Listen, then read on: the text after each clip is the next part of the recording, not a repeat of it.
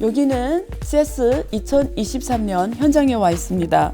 가장 눈에 띄는 게 일단은 자동차 업체들을 저는 굉장히 주목하고 있습니다. 전기자동차 시대는 노트북에 바퀴를 달라줄 개념이다. 소니가 혼다하고 같이 내놓은 아필라라는 차가 있어요. 그게 지금 스타트업들이 많이 하는 영역 중에 하나가 디지털 헬스 쪽이에요. 그래서 제가 체험한 것도 있고, 예를 들면 제가 인상 깊었던 건 롯데 그 헬스케어 부스에 갔더니 올해 메타버스가 붐을 일으킬 수 있을까? 제가 오늘 현장에서 느낀 거는 안녕하세요. 안유아의 앵글로 본 세상 안유아쇼입니다. 여기는 CES 2023년 현장에 와 있습니다. 매년마다 연초에 첫째 주에 열리고 있고요. 라스베가스에서 열리는 세계에서 가장 크고 가장 이목을 끄는 가전 IT 분야의 전시회입니다. 올해는 사실 코로나19가 중국까지도 지금 다 개방하면서 많은 사람들이 기대를 모았고요. 실제 현장에 와보니 정말 많은 인파가 몰려 있습니다. 또 많은 기업들이 참여를 했고요. 그래서 열기가 굉장히 뜨거운데요. 오늘 이 시간에는 제가 이 현장에서 보고 듣고 느낀 점을 여러분들한테 생생하게 전달드리겠습니다. 늘 기사를 통해서 제가 설명해 드렸는데요. 저는 지금 현장에도 있고 또 지금 기사도 엄청 나오고 있습니다. 일단 첫 번째, 제가 여러분들이 어떤 분들은 사실 이 CES에 대해서 또 모르는 분들도 계세요. 그래서 기본으로 제가 기본적으로 소개하고 제가 좀 말씀드릴게요. 이 CES라는 거는 C가 컨슈머입니다. 그러니까 소비라는 말이고요. 일렉트로닉은 전자란 말입니다. 그리고 쇼죠. 안유아 쇼처럼 쇼입니다. 그래서 세계 가전 전시회, 원래는 가전으로만 돼 있다가 후에 기술이 융합으로 갑니다. 지금 무슨 기술은 가전과 사물 인터넷, 5G, 웹 3.0, 메타버스 이런 것들이 막 융합으로 가면서 이제는 가전에 있는 게 아니고요. TV, 오디오, 비디오 그리고 지금 IoT 영역으로 오면서 자동차, 특히 전기자동차 시대가 열리면서 자동차까지 지금 이 세계 가전 전시회 CES에 매년마다 전시를 하고 있습니다. 그래서 주최자는 미국 소비자기술협회입니다. CTA라고 해요.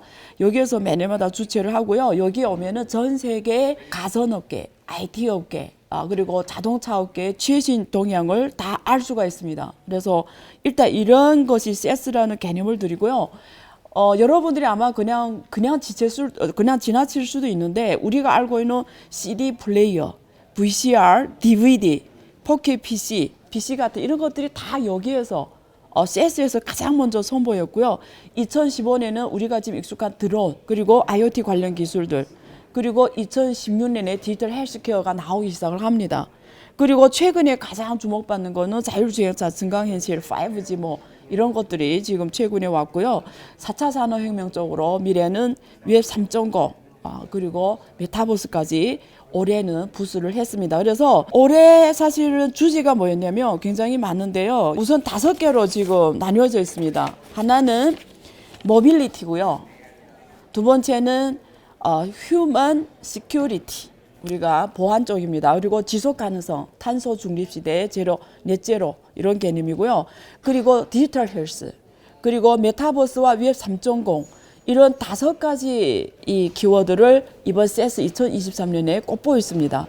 이 중에서 특별히 올해 새로 추가된 거는 저도 지금 가봤는데요. 메타버스와 웹 3.0입니다. 좀 이따 제가 풀어드릴 거고요.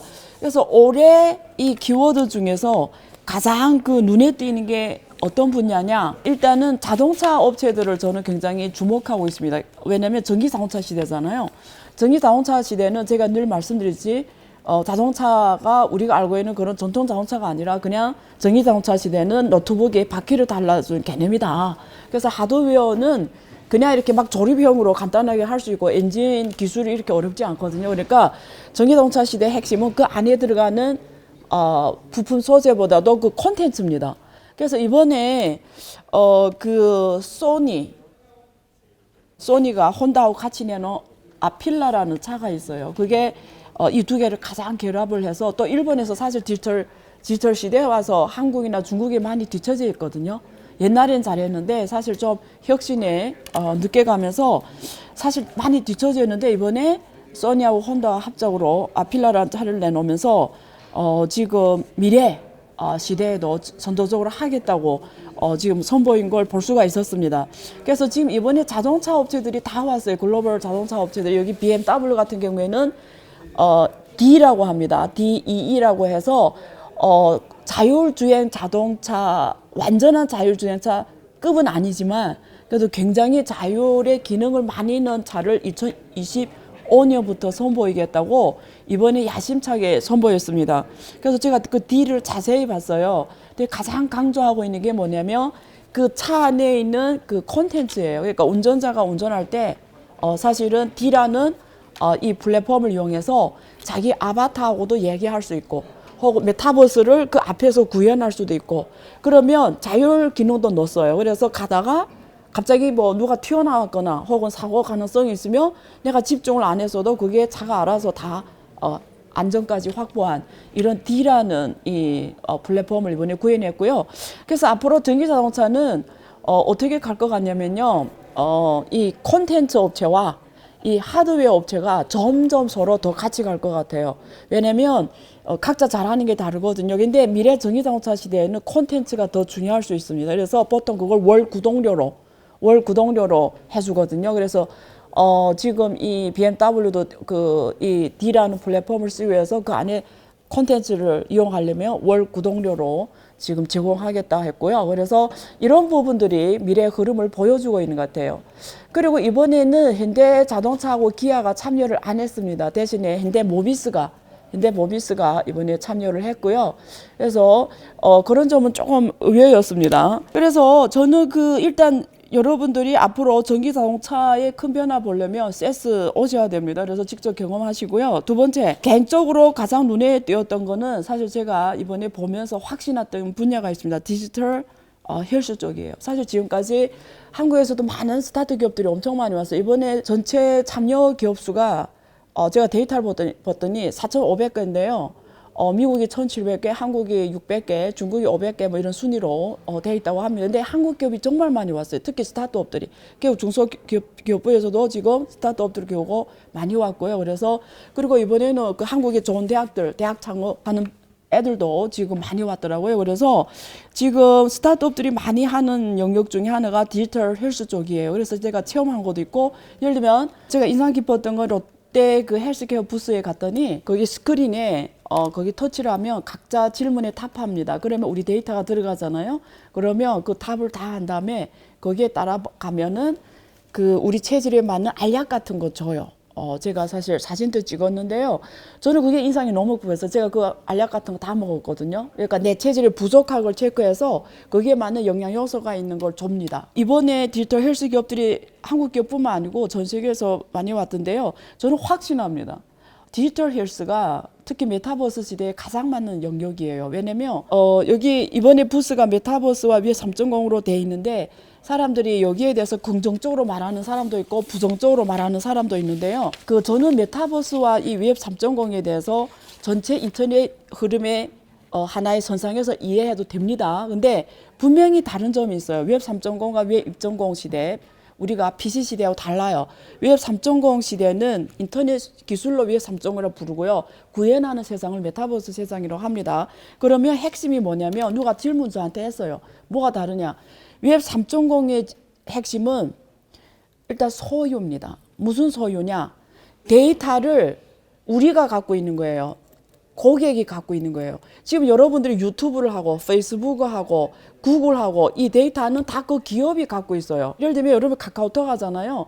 그러면 지난번에 그 정전사고로 카카오 데이터 센터가 문제 터졌잖아요. 그럼 여러분 카카오톡으로 어떤 비즈니스를 했잖아요. 그러면 만약에 그날 데이터 센터가 구현이 다시 복구가 안 되면 여러분들이 했던 카카오톡 기반의 여러 비즈니스가 없어져 버립니다. 왜 그럴까? 그렇다고 해서 가서 소송할 수 있냐? 할 수 없어요. 왜냐면 거기 데이터는 여러분께 아니기 때문이에요. 이미 여러분들이 카카오톡 회원 가입할 때 동의한 게 다 정보 동의한 거예요. 그러면 내가 그 카카오톡 쓰면서 남겨놓은 그 데이터들이 내 거 아니에요. 근데 우리가 일상생활이 없어진 건 상관없어요. 그러면 거기에 기반해서 비즈니스를 했는데 그 데이터가 없어져 버리면 끝나는 거예요. 그게 뭐 끝나는데 왜 소송 못하냐? 이거 여러분 데이터가 아닙니다. 그래서 데이터 소유를 누가 갖고 있냐거든요. 데이터 소유는 지금까지는 항상 플랫폼 기업이, 중앙 기업이, 그 기업이 갖고 있었어요. 근데 웹 3.0 시대는 데이터는 우리가 갖고 있는 거예요. 첫째, 이게 핵심이고요. 그래서 소유의 개념입니다.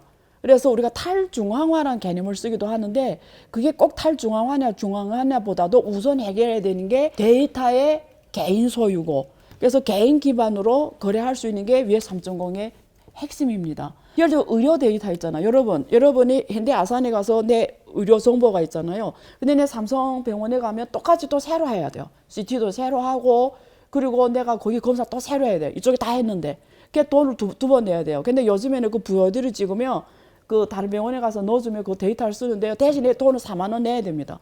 근데 그게 너무 웃기잖아요. 내 데이터를 VOD로 제공했는데 왜 병원에서 그 돈 받냐고요. 데이터 당신게 아니 돼서 그래요. 그래서 왜 3.0에서 구현해야 되는 거는 데이터를 그 고객이 소유하게 만들어줘야 되는 거예요. 그래서 의료가 가장 많습니다. 그래서 만약에 우리가 생각해, 우리 의료 데이터를 우리가 갖고 있으면 여러분은 이 병원 갈 때 내 갖고 있는 데이터를 그 병원에 주고, 저 병원한테 그거 주고, 혹은 보험에 가입할 때도 내 데이터를 그냥 주고, 그러니까 내가 결정하는 거예요. 누구한테 줄지를. 그거는 필요할 때 주는 거예요. 그러니까 의사결정 내가 하는 거예요. 이런 게 구현이 돼야 돼요. 그래서 미래 디지털 헬스는 이런 방향으로 가는데요. 이번 전시회에서 제가 본 거는 이 정도 구현은 안 됐습니다. 안 됐는데 지금 디지털 헬스 기업들이 가장 이번에 하는 거 보니까 커스터마이징, 고객 맞춤형. 제가 앞에서 설명드린 롯데 그 헬스케어도 나에 맞는 영양품을 알약으로 만들어서 나한테 준 거잖아요. 내 체질에. 내 생활 습관에 맞는 거. 거기까지는 왔더라고요. 커스터마이징. 근데 아직 해결이 못한 게 뭐냐면 그런 데이터를 그 롯데가 갖고 있는 게 아니고 고객한테 줘야 돼요. 그걸. 그러면 롯데 같은 기업들은 다른 걸로 서비스로 돈 벌어야 돼요. 서비스로.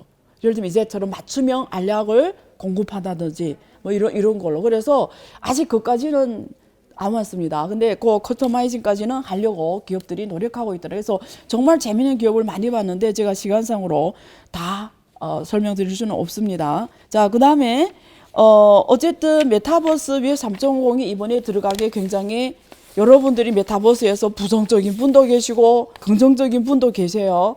근데 확실한 게 있어요. 제가 이번에 와 정말 확신했습니다. 지금 일론 머스크도 뭐 메타버스 손에 잡히지도 않는 거다. 뭐 또 어떤 분들은 그거는 그냥 사람들이 투자를 받기 위해서 장난으로 혹은 스토리로 그냥 섹시하게 하려고 만든 개념이지 실제는 메타버스라는 게 별로 의미가 없는 거다 이렇게 말하는 분들이 현실에서 의외로 되게 많아요. 대부분일 수도 있어요. 근데 이번에 CES 2024 현장에서는 두 사람의 말만 인용할 거예요. 여기 Raised in Space의 샤라 샌드오프 설립자가 이런 말을 했습니다. 메타버스가 과다에 평가됐다는 사람들도 있지만 잘 몰라서 하는 말입니다. 메타버스는 5년 뒤 우리의 미래입니다. 이렇게 말을 했고요. 또 브렛 레너드의 영화 감독이죠. 이분이 이런 얘기했습니다. 인류 역사상 중요한 순간입니다. 메타버스는 사람들의 삶을 바꿔놓는 대중교통보다. 이 두 사람 굉장히 높게 메타버스에 대해서 평가를 했어요. 그러면 저는 이런 질문을 해보는 거예요.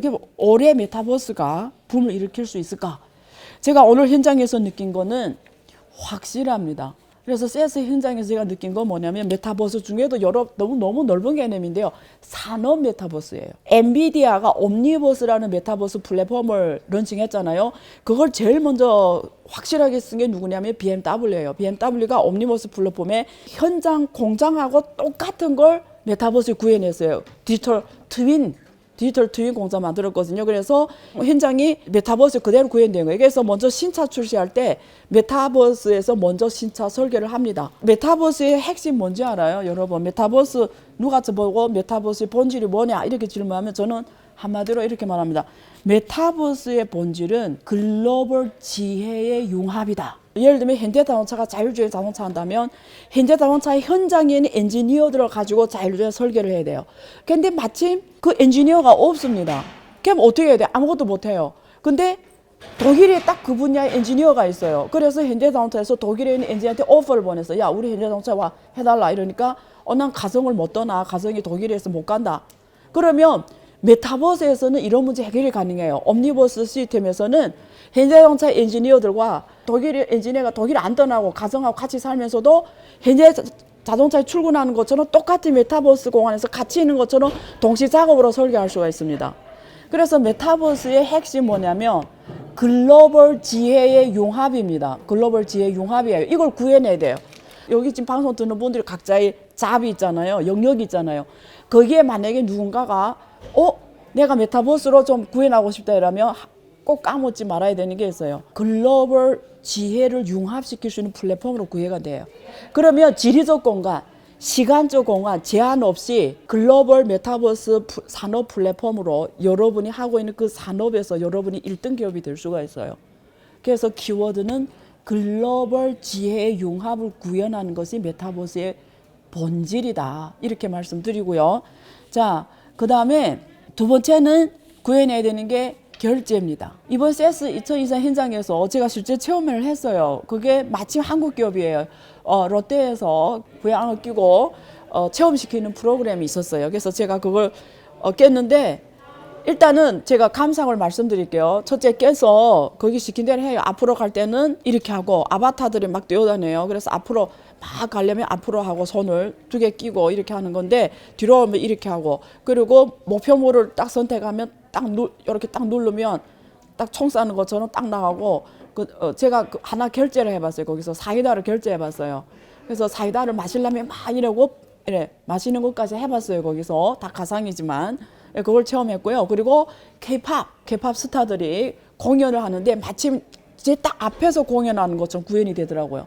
그래서 그걸 뭘 느꼈냐면 우리 보통 얼핏 경기장 같은 데서 공연하면 뒤에 앉은 분들이 그 앞에 사실 안 보이잖아요. 그래서 그 대형 스크린 보고 하는데 저는 그걸 VR 안경으로 사실은 그 뒤에 앉은 분들한테 주면은 마침 그 친구들이 앞에서 하는 거하고 똑같이 구현할 수가 있거든요. 그러면 뒤에 앉아도 사실 상관없을 것 같아요. 그 생각을 제가 그걸 체험해서 해봤고요. 단점이 뭐였냐면 너무 무거웠습니다. 그리고 낄 줄 잘 모르겠더라고요. 뭐 이렇게 나눠주는데 그 현장에 있는 분들이 도와주면 저는 못 끼겠더라고요. 일단 모르겠고 너무 복잡하다, 무겁다, 오래 끼고 있으면 정신이 혼미할 수가 있다. 그래서 저는 그거는 방향이 좀 아닌 것 같아요. 그래서 앞으로 어떻게 현실과 이 가상 세계를 연결하는 디바이스가 있어야 되잖아요.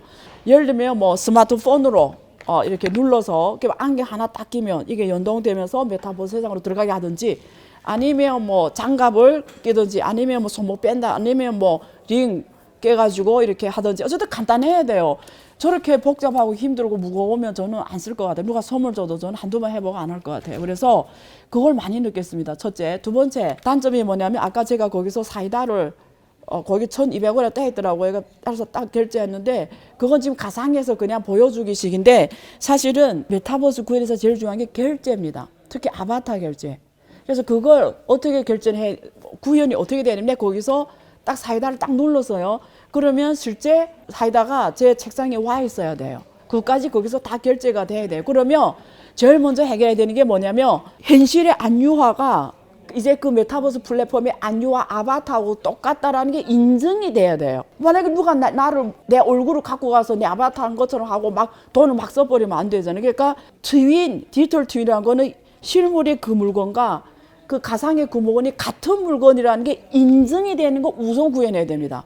근데 이번에 CES 2024에 제가 다 봤거든요. 제가 이번에 오전에 확실하게 메타버스 1.30 관심 많으니까 다 봤는데 이걸 스토리는 많아요. 뭐 이쪽 영역에서 메타버스 개발했고 이쪽 영역에서도 했고 뭐 섹터별로 하긴 했는데 이거 구현한 데는 없었어요. 그래서 아쉬웠어요, 사실.